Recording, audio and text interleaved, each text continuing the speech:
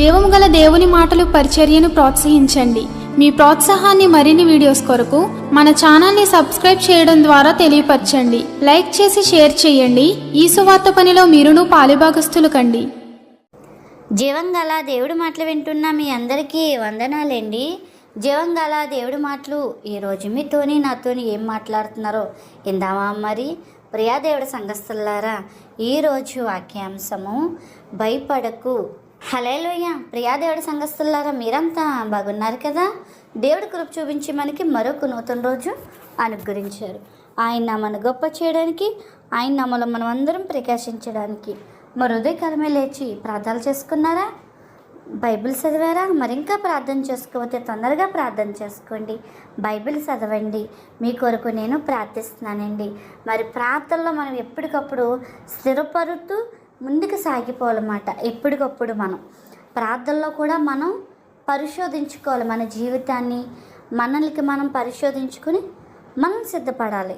అలాగే అనేకుల కొరకు ప్రార్థించండి.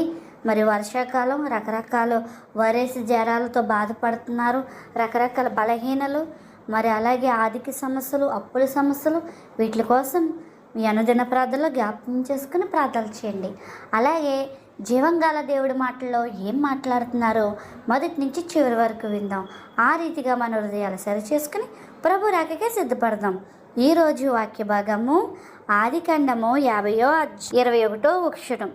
భయపడకండి, నేను మిమ్మల్ని మీ పిల్లలను పోషించుదును. హల్లెలూయా. ప్రియదేవుడి సంఘస్థులారా, ఈ దినం పరిశుద్ధాత్మ ద్వారాగా ప్రభు మనకి ఇక్కడ తెలియజేస్తున్న మాటలు ఏంటంటే, ఒక చిన్న మాట అండి. రోజు మరి ఆదికాండంలోంచి మరి ఆదికాండం మొదటి అధ్యాయం నుంచి మరి ఇప్పటికి 50 వరకు కూడా చెప్పడానికి దేవుడు ఎంతో కృపనిచ్చాడండి. రోజుకు వాగ్దానమే మళ్ళీ మీకు వివరించడానికి కృపనిచ్చాడు. ఈ రోజుతో మనకి ఆదికాండం కంప్లీట్గా పూర్తయిపోయిందండి. అలాగే రేపటి దినాన్ని మనం స్టార్ట్ చేసుకుందామండి. ఈరోజు పరిశుద్ధాత్మ ద్వారాగా ఈ 50వ అధ్యాయం, ఈ వాగ్దానం ద్వారాగా ప్రభు మనకి ఇక్కడ తెలియజేస్తున్న మాటలు ఏంటంటే, భయపడద్దు అని చెప్తున్నాడండి. అంటే భయపడద్దు అని ఎందుకు ఇక్కడ ఈ మాట వాళ్ళ అన్నలతో చెప్తున్నారండి యోసేపు.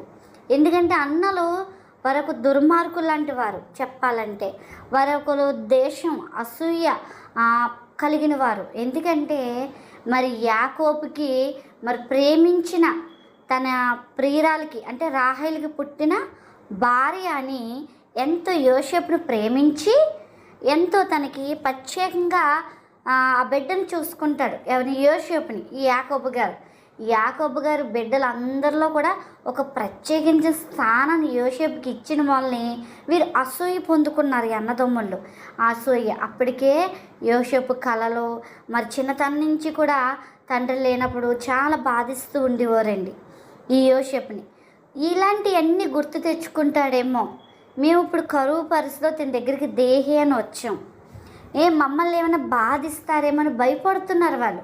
అంతేకాదు ఒక వయసు వచ్చేటప్పటికి యోసేపుని ఒక కలల వాడు వచ్చాడని ఎటకారించడం. అప్పటికే దర్శనం కూడా చెప్పాడు, తండ్రికి చెప్పాడు, చివరి దర్శనం అన్నలకి చెప్పాడు. ఆ దర్శనం వారికి ఏంటంటే నచ్చలేదు. చూడండి, చాలామంది ఎలా ఉంటారంటే, చాలామంది మీలో అలా ఉన్నారేమో పరిశీలించుకోండి. నాకు చాలామంది పరిచయం, వాళ్ళకి నచ్చినట్టుగా ఏదైనా చెప్పామనుకోండి, పవిత్ర చాలా మంచిది, తనతో దేవుడు ఇలా మాట్లాడాడు, ఇలా చెప్పాడు, అలా చెప్పాడని చెప్తారు.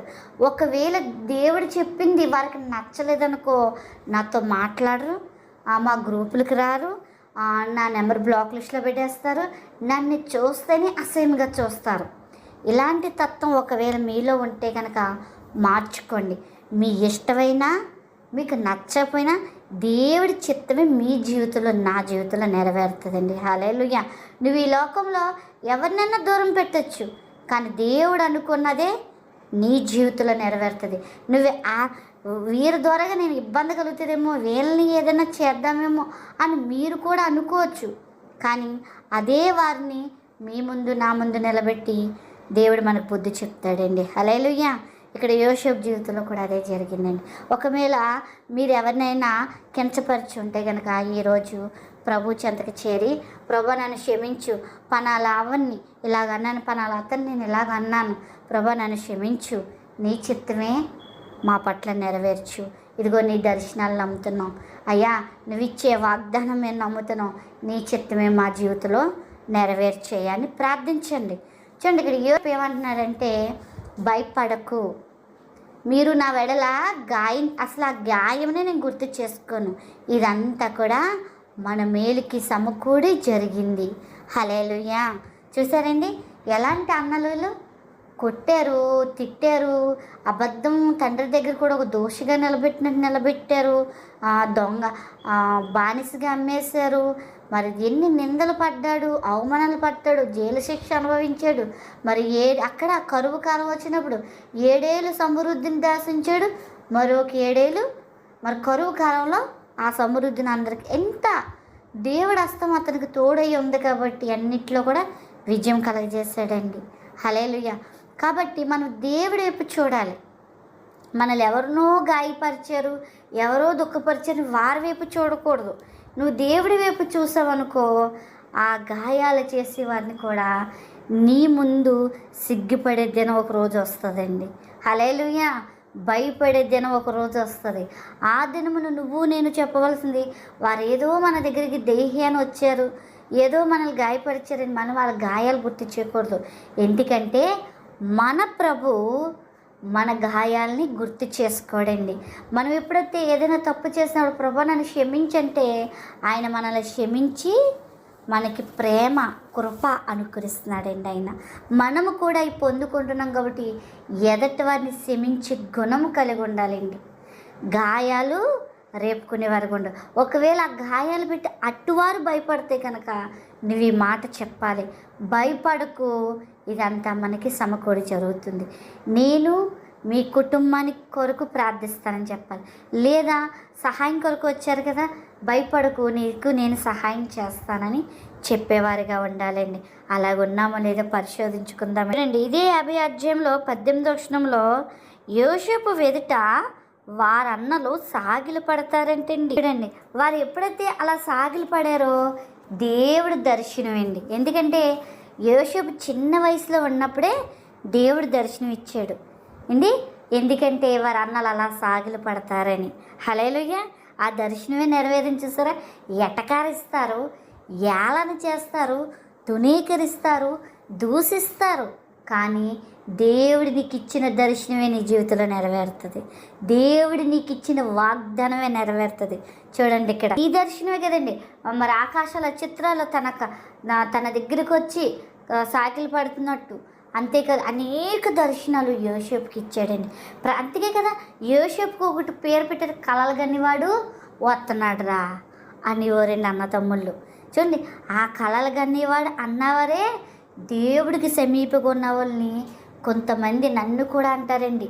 ఏదైనా జరిగిందనుకో, దేవుడే జరిగించాడు, దేవుడు మమ్మల్ని పరిశోధిస్తున్నాడు, లేకపోతే అపవాది మమ్మల్ని శోధిస్తున్నాడు, దేవుడు పరిశోధిస్తున్నాడు, అపవాది మమ్మల్ని శోధిస్తున్నాడు అని చెప్తాం. ఆ మాటకి కొంతమంది నా బంధువులే మరి బయట వాళ్ళు కూడా కాదండి, నా బంధువులే. ప్రతి దేవుడు చెప్పేస్తున్నాడులే, నీకు దేవుడిని కళ్ళకొచ్చి చెప్పేశాడా, నీకు ఇలా చేశాడని నీకు దేవుడు చెప్పేశాడు, ఇలాగా నీకు దేవుడు మేము ఆ దేవుడిని నమ్ముకుంటున్నాం, మరి మాతో మాట్లాడే మీకే అలా జరుగుతున్నాయా అని ఇలాగ ఎటకారిస్తారండి. మీకు కూడా ఇలాంటి వాళ్ళు ఉంటారు.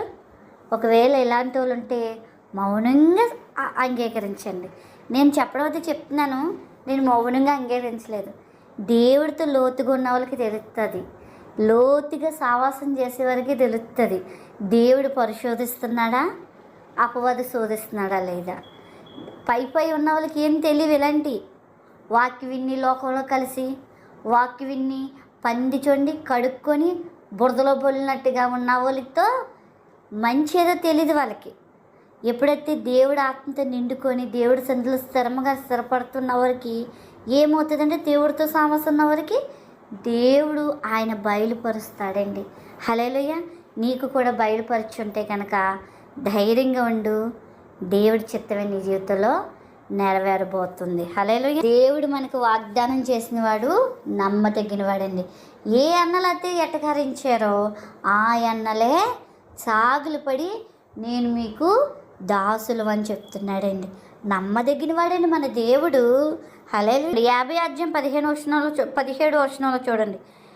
యాకోబు గారు అంటున్నారండి ఇక్కడ, నీ అన్నలు నీకు కీడు చేశారు కదా, క్షమించమని అన్నారు కదా ఏంటి అని అది జ్ఞాపం చేసుకోమని చెప్తున్నారండి అన్నలు.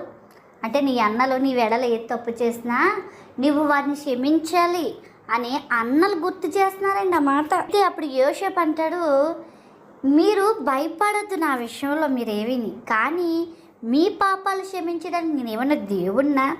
మీ పాపాలు దేవుడు క్షమిస్తాడు, కానీ మీరు నా వెడలు గాయం చేసినా నేను మీకు కీడు తలంపు చేయను.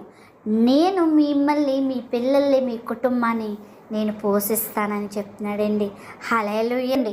ఇదే అధ్యాయంలో 20వ వచనంలోనండి, యోసేపు ఎఫ్రాయిము మరి వారి తరంలో 3వ తరము మనిషి కుమారుడైన మాకోరు కుమారులు పుట్టింది. యోసేపు గారికి దీర్ఘాయుష్యం దేవుడిచ్చాడండి. అంటే 3 తరాలు చూశాడంట అక్కడ. ఎందుకు అంత తను మరి దేవుడు అంత దినాలు బతికించాడంటే దేవుడు నందు భయభక్తులు కలిగి నీతిగా జీవించాడండి. దేవుడి విషయంలో రోషం కలిగి జీవించాడండి. ఎక్కడ కూడా పడిపోలేదండి యోసేపు యేసుక్రీస్తు వారు ఇంచుమించులో ఒకే విధానం చూస్తారండి. మనం చూడండి, యేసుక్రీస్తు వారు ఎన్ని నాణాలకు అమ్మబడడం చూస్తాం, యోసేపు ఇక్కడ బానిసలకు అమ్మబడడం చూస్తాం. ఇక్కడ మనం మరి పరిశుద్ధంగా ఆయన తండ్రి చిత్తం నెరవేర్చడానికి ఈ లోకానికి వచ్చాడు. యోసేపు దేవుడి దర్శనం నెరవేర్చడానికి ఉన్నాడండి. హల్లెలూయా. ఇదే 50వ అధ్యాయంలో యోసేపు గారు చనిపోతూ చివరి మాట ఒక మాట చెప్తాడండి. నిశ్చయముగా మిమ్మల్ని చూడవచ్చు, అంటే దేవుడు మిమ్మల్ని నిశ్చయముగా పోషిస్తాడు, చూస్తాడు అని చెప్తున్నారండి ఇక్కడ. హల్లెలూయా. యోసేపు మరి నా ఎముకలు మీరు తీసుకొని అక్కడ వెళ్ళిపోవాలి అని ఇశ్రాయేల్ అక్కడ వారి కుమారులతో ప్రమాణం అంటే ప్రామిస్ చేయించుకున్నాడు మట్టండి. దేవుడు వస్తాడు, దేవుడు రాకడుంది, దేవుడు వస్తాడు, నిన్ను నన్ను మమ్మల్ని కూడా పరమకు చేరుస్తాడు. కాబట్టి నా ఎముకలు నా అస్థిపంజరం ఇక్కడి నుంచి మీరు తీసుకెళ్ళండి. ఇప్పుడు యోసేపు చనిపోయిన తర్వాత సుగంధ ధాన్యములతో తన్ని దాచిపెట్టారంట. ఎప్పుడైతే మరి ఈ యాకోబు సంతానం వీరందరూ కూడా మరి ఐగుప్తుని విడిచి వెళ్తున్నప్పుడు మరి వీళ్ళతో పాటు ఆ ఎముకలను కూడా తీసుకుని వెళ్ళడం జరిగిందండి. అంటే ఇక్కడ మనం చూస్తే జరగబోయే దానికోసం నిరీక్షణ కలిగిన వాడండి. హల్లెలూయా. మరి మనము దేనికోసం నిరీక్షణ కలిగి ఉంటున్నాం?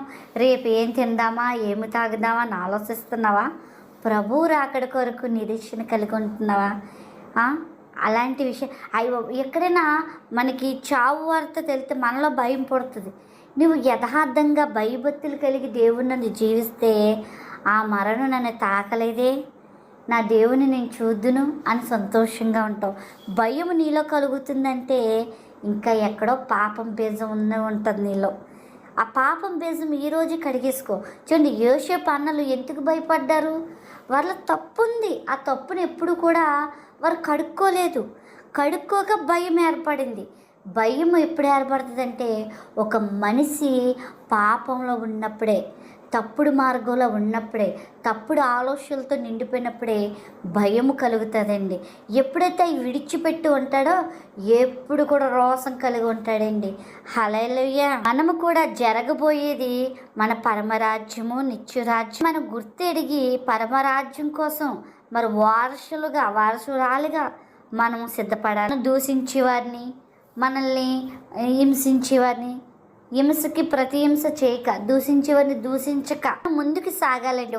ఒకరు క్షమించుకుంటూ క్షమాపణ చేసుకుంటూ ముందుకి మనం సాగినప్పుడే దేవుడు మనల్ని చూసి రిచ్ రాజ్యంలోకి మనల్ని చేరుస్తాడండి. హల్లెలూయా. అంతే కదండి. చివరిగా ఒక మాట చెప్తున్నాండి, మనల్ని దేవుడు తలగా ఉంచుతాడండి, తోకగా ఉంచడండి.